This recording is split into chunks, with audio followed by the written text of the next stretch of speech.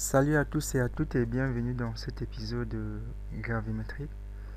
Alors dans la précédente vidéo, on a choisi le modèle résiduel avec lequel nous allons travailler pour la suite des vidéos.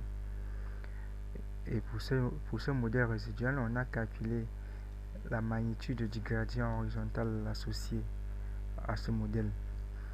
Alors dans cette vidéo, nous allons donc continuer déjà en rappelant les objectifs des prochaines vidéos. Il s'agira, n'est-ce pas, de faire une interprétation structurelle, de faire une cartographie des unités lithologiques majeures et de combiner les deux précédents modèles pour l'élaboration d'une carte géologique. On va donc rapidement démarrer avec le premier objectif et une série dont les vidéos sera dédiée à cet objectif. Déjà, lorsqu'il s'agit donc de faire une interprétation structurelle en utilisant un modèle gravimétrique ou magnétique d'ailleurs, la première question qu'on doit se poser, c'est quelle est l'approche d'interprétation à utiliser.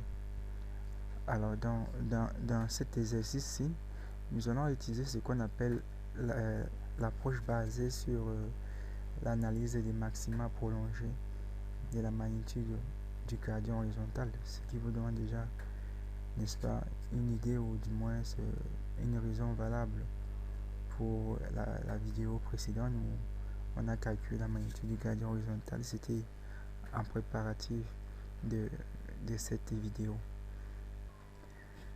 Cette approche est très souvent utilisée dans de nombreux articles et beaucoup de chercheurs ont d'ailleurs publié dessus.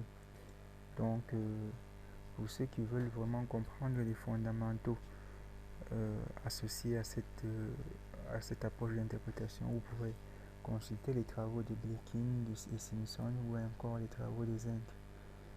Et donc, de nombreux auteurs ont aussi travaillé en faisant intervenir cette approche d'interprétation dans leur centre de recherche respectif.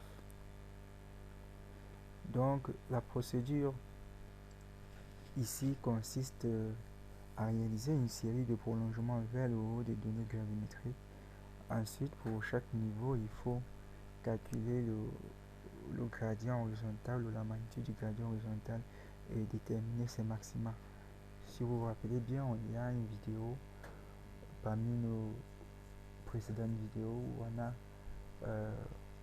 traité de la détermination des maxima associés à un modèle magnétique.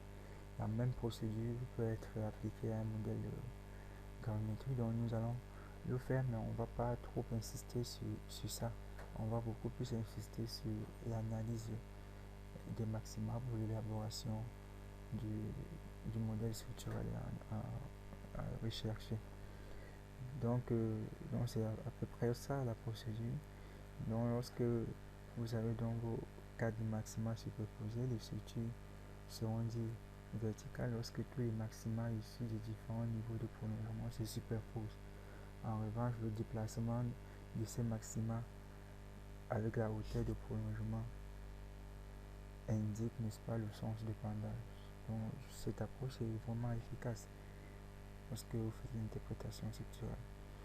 Et comme je vous ai dit, vous pouvez consulter d'autres travaux, que ce soit Gounier ou encore Abati et Anne publiés plus récemment.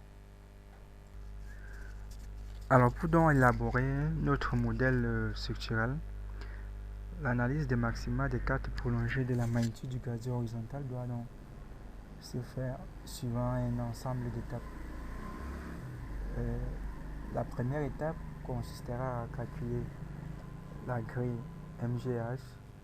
Cette étape, nous l'avons fait dans notre précédente vidéo où on a élaboré effectivement notre modèle MGH associé à la résiduelle à 1500 mètres. Donc les autres étapes sont, ou du moins consisteront à choisir un pas de prolongement et à calculer les cartes prolongées de la MGH. Ensuite, on va calculer les maxima associés aux différentes cartes prolongées de la MGH. On va réunir les différents maxima dans un même espace géoréférencé et la dernière étape va consister à procéder à l'analyse et à l'élaboration du modèle structural proprement dit. Donc voilà toutes les étapes par lesquelles nous avons passé pour obtenir notre modèle structural, n'est-ce pas, associé à notre modèle résiduel.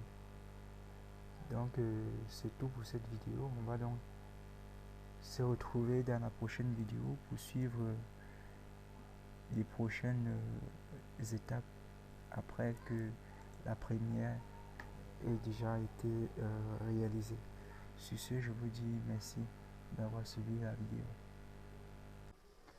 C'est la fin de cette vidéo. N'oubliez pas d'aimer cette vidéo, de vous abonner et de partager cette vidéo dans vos différents réseaux sociaux.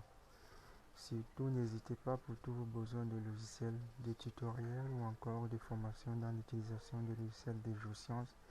Vous pouvez toujours contacter GSDG. Merci et à très bientôt pour une prochaine vidéo.